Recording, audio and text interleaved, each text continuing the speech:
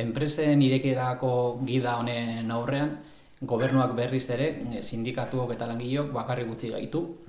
Ez du baliabiderik ezarreko enpresan gertatzen dena kontrolatzeko eta ez dauka inongo asmorik enpresek langileen osasuna arriskuan jartzen dutenean beren jarduera geldiarazteko.